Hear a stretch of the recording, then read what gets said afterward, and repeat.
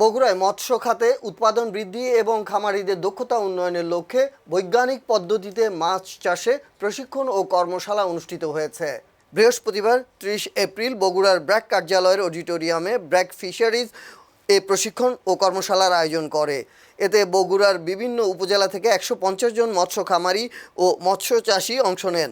প্রশিক্ষণে পুকুর প্রস্তুতি, পানির গুণগত মান নিয়ন্ত্রণ, উন্নত মানের পোনা নির্বাচন ও মজুত, সুষম খাদ্য ব্যবস্থাপনা, মাছের রোগ প্রতিরোধ ও চিকিৎসা সম্পর্কে বিস্তারিত আলোচনা হয়। পাশাপাশি আধুনিক প্রযুক্তির প্রোবায়োটিক ব্যবহার, এয়ারেটর প্রয়োগ এবং তথ্য প্রযুক্তি নির্ভর পানি ব্যবস্থাপনা নিয়েও খামারিদের ধারণা দেওয়া হয়। ব্র্যাকের এজিএম একেএম রবিউল ইসলামের সভাপতিত্বে এতে প্রধান অতিথি ছিলেন বগুড়া জেলা মৎস্য কর্মকর্তা মাসুদুল হাসান।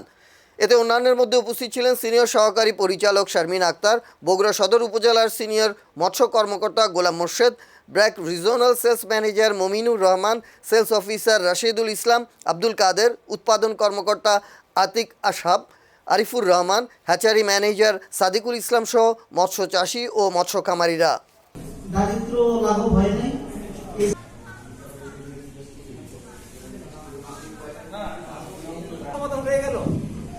আমার এই ল্যাক্টোবার্ট পিএসএস এবং ফিডের মধ্যে যে সুন্দরভাবে এগিয়ে যাবে জানলাম।